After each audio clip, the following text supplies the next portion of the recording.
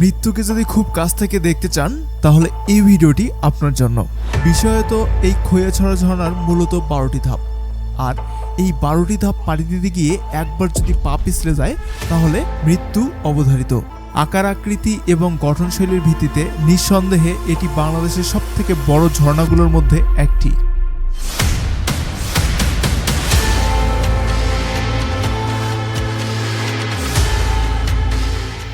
তো আজকের এই ভিডিওতে আমরা খৈয়াছড়া ঝর্ণার একদম শেষ ধাপে যাওয়ার চেষ্টা করব, সেই সাথে আপনাদেরকে ডিটেলসে জানিয়ে দেব কেন এই ঝর্ণা ভয়ঙ্কর।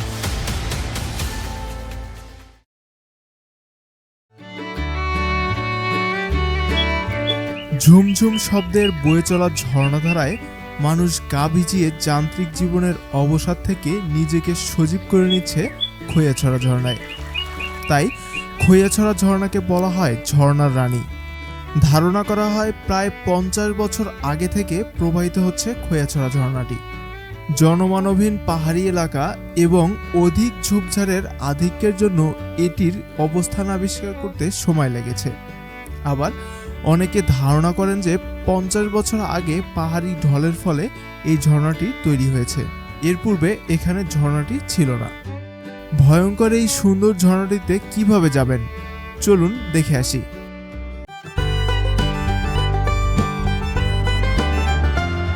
আপনি দেশের যে কোনো প্রান্ত থেকে আসুন না কেন, আপনাকে সর্বপ্রথম সীতাকুণ্ড বাজারে আসতে হবে। সীতাকুণ্ড বাজারের ব্রিজের উপর থেকে বাস অথবা লেগুনা করে আপনাকে যেতে হবে বড় তাকিয়া বাজারে। এর আগে আমরা চন্দ্রনাথ পাহাড় আরোহণ করেছি। ঢাকা থেকে সীতাকুণ্ড আসার ভিডিও দেখতে চাইলে উপরের আই বাটনে ক্লিক করবেন। সীতাকুণ্ড থেকে খৈয়াছড়া যাওয়ার জন্য আমরা বাসে উঠে পড়ি। জনপ্রতি ভাড়া 30 টাকা।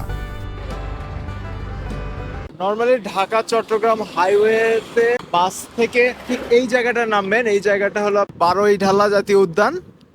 এখানে নেমে এই রোড দিয়ে আপনাকে যেতে হবে, আর এই রোড দিয়ে 4 কিলোমিটার এখান থেকে অটো নিয়ে অথবা সিএনজি নিয়ে যেতে পারবেন।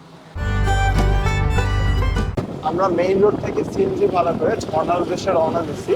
তো এখানে জনপ্রতি আমাদের ভাড়া পড়েছে 20 টাকা এবং ফুল সিএনজি আপনার ভাড়া নেবে 100 টাকা। অন্যান্য পর্যটন এলাকায় যেমন সবার একটা মেন্টালিটি থাকে যে পর্যটন দেখলেই তাদের থেকে বেশি নিতে হবে, ভাড়া বেশি নিতে হবে, খাবারের দাম বেশি রাখতে হবে।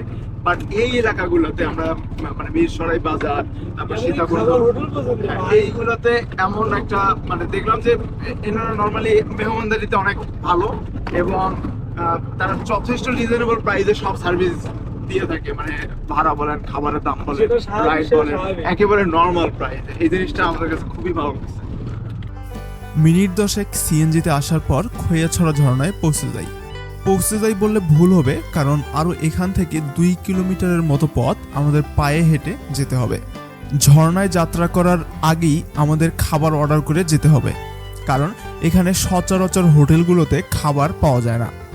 আপনাকে অবশ্যই প্রি অর্ডার করে ঝর্ণার উদ্দেশ্যে রওনা দিতে হবে। তাহলে আপনি যখন ঝর্ণা থেকে ফিরবেন তখন এসেই এখানে লাঞ্চ করতে পারবেন।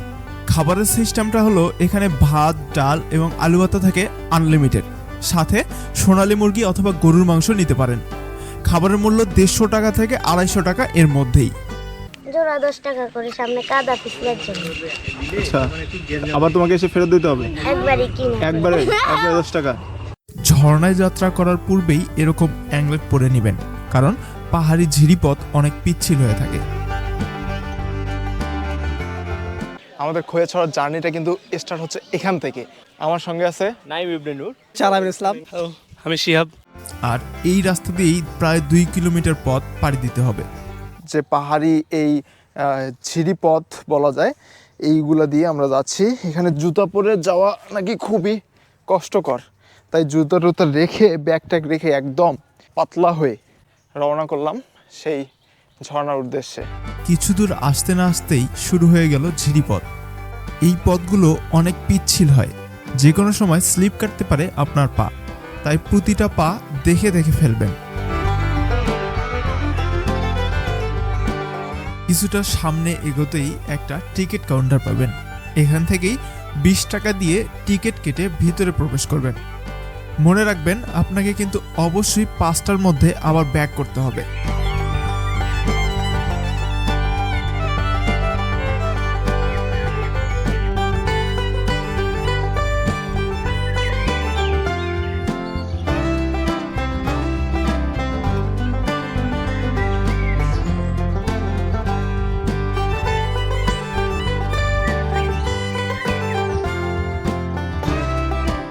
এই যে দেখেন এই জায়গাটা খুবই পিচ্ছিল, আমার পায়ে অ্যাংলেট আছে এই জন্য মনে হচ্ছে না কিন্তু, বাট এই জায়গাটা এত পিচ্ছিল, পা দেওয়া খালি পা যদি হয়, পা দেওয়ার সঙ্গে আপনি পিছলে চলে যাবেন।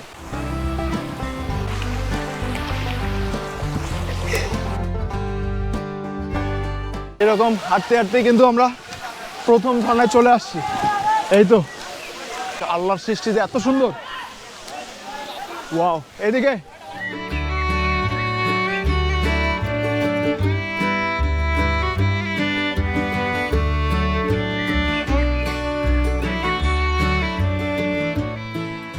আমরা প্রথম ঝর্ণায় সময় কাটাবো না, কারণ আমাদের আরো অনেকগুলো ঝর্ণায় উঠতে হবে, তার জন্য এই কঠিন গিরিপথ পাড়ি দিতে হবে। আমরা এখন দ্বিতীয় ঝর্ণার উদ্দেশ্যে রওনা দিলাম। চলো, খুবই রিস্কি।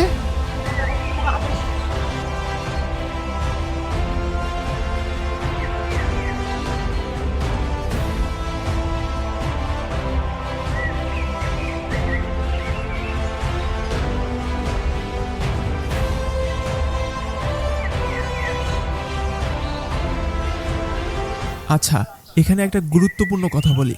এখানে কয়েকটা রাস্তা দেখতে পারবেন। পাহাড়ে ওঠার মতো একটা রাস্তা আছে, আর সোজা একটা রাস্তা আছে।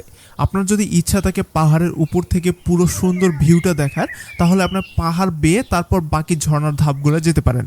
আর যদি সেটা না চান, তাহলে সোজাই যেতে পারেন, সেক্ষেত্রে আপনার পরিশ্রম কম হবে। আর আমাদের ইচ্ছা ছিল পাহাড়ের উপরে ওঠার, তাই আমরা এই রাস্তাটা বেছে নিয়েছিলাম। খৈয়াছড়া ঝর্ণার একটা ইন্টারেস্টিং বিষয় কি জানেন, আপনার বিভিন্ন স্তরে অর্থাৎ বিভিন্ন ঝর্ণার যে নেচারটা, এটা এক একভাবে পাবেন। কখনো বেশি পাবেন অনেক বেশি গাছপালা, জঙ্গল টাইপ, কখনো পাবেন শুধু পাথর বেয়ে পানি পড়তেছে, অনেক পিচ্ছিল, আবার কখন শুধু অনেক পাখির শব্দ পাবেন, মানে একটা অন্যরকম ভাইব, সব কম্বিনেশনে জাস্ট অসাধারণ। বাংলাদেশে এমন আর ঝর্ণা আছে কিনা আমার জানা নাই, এটা অনেক বেশি রোমাঞ্চকর একটা ঝর্ণা। আমরা এখন কই আছি? যেতে যেতে কিছু মানুষের সঙ্গে দেখা, যারা আমার ভিডিও নিয়মিত দেখে, এবং তারা রিকোয়েস্ট করলো যে ভাই আমরাও আপনাদের সঙ্গে যাই। একজন আরেকজনকে হেল্প করেন। এত তো পরিমাণে ঝিরিপথ, যেগুলো উঠতে উঠতে শরীরের অবস্থা শেষ। এরকম একটু জিরিয়ে না নিলে মনে হয় না যে আর উপরে উঠতে পারবো। আমরা সবগুলো পাহাড়ের একদম সর্বোচ্চ চূড়ায়। একটা রাস্তা পাইছি ওই পাহাড় থেকে অন্যদিকে চলে গেছে, আমরা নিজেও জানি না যে কি হতে পারে এই রাস্তায়। পিছে ওরাও আছে, ওরা অনেক সাহস দিচ্ছে যে কি হয় হবে।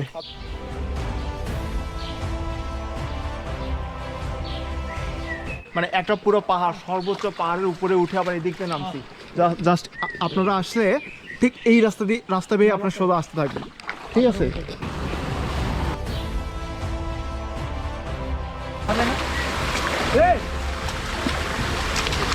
এরকম রিস্কি জায়গায় কখনোই একা আসার চেষ্টা করবেন না, অবশ্যই কয়েকজন অথবা কোনো গ্রুপের সঙ্গে চলে আসবেন। পথের মধ্যে সবাই কম বেশি ব্যথা পাচ্ছিলাম, কিন্তু শেষ ধাপ দেখার প্রবল ইচ্ছা আমাদেরকে দমিয়ে রাখতে পারেনি। তাই শত বাধা অতিক্রম করতে করতে এগিয়ে যাই গন্তব্যের উদ্দেশ্যে। মনে ভয় নিয়ে অনেকটা পথ উঠে যখন এরকম একসাথে 3টি স্টেপ দেখতে পারলাম, তখন মনটা অনেকটাই ভরে গেল। যত এগিয়ে যাচ্ছি পথগুলো আরো ভয়ঙ্কর হয়ে উঠছে।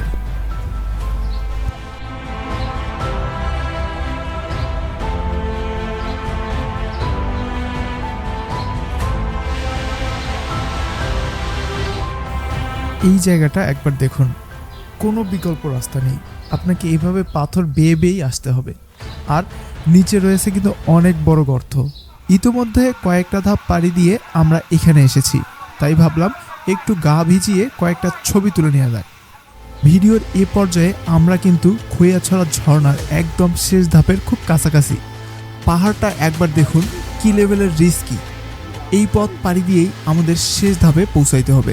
এখানে যারা ঘুরতে আসে তারা প্রথম একটা অথবা 2টা স্টেপ দেখেই চলে যায়, কারণ পরবর্তী স্টেপগুলোর প্রতিটা পদে রয়েছে মৃত্যু ভয়। ওঠা এখানকার খুবই চ্যালেঞ্জিং, কারণ একটা স্টেপ ভুল হলেই হয়ে যেতে পারে মৃত্যু।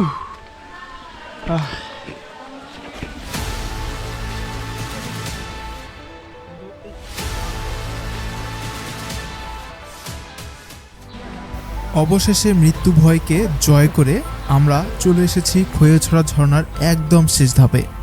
এখানকার ঝর্ণাটি খুবই ছোট, একটা পুকুর আছে। যাই হোক, এখানে বেশি সময় কাটাবো না, আমাদের ফিরে দুপুরের খাবার সেরে নিতে হবে। যে পথে উপরে উঠছি ঠিক সেই পথেই আমরা সবাই মিলে নিচে নামতেছিলাম। ক্লান্ত শরীরে হোটেলে ফিরে এসে গোসল করে আমরা সবাই খেতে বসি। খাবারের মেনুতে ছিল ভাত, ডাল, আলু ভর্তা, সবজি, সালাদ এবং মুরগির মাংস। ইন্টারেস্টিং বিষয় হচ্ছে আপনি এখানে যত ইচ্ছা তত খাইতে পারবেন, এক্সট্রা কোনো পেমেন্ট দিতে হবে না। খাওয়া দাওয়া শেষে আমরা সবাই মিলে বসে পরবর্তী ট্যুরের প্ল্যান করতেছিলাম। সেই সাথে সীতাকুণ্ড ভ্রমণের দ্বিতীয় পর্বের ইতি টানতে হচ্ছে এখানেই। তৃতীয় পর্বে আমরা নৈসর্গিক সৌন্দর্যমণ্ডিত মহামায়া লেকে ক্যাম্পিং করব। পরবর্তী ভিডিও দেখার আমন্ত্রণ জানিয়ে শেষ করছি আজকের এই ভিডিওটি। ভালো থাকবেন, সুস্থ থাকবেন, দেখা হচ্ছে পরবর্তী ভিডিওতে ইনশাল্লাহ।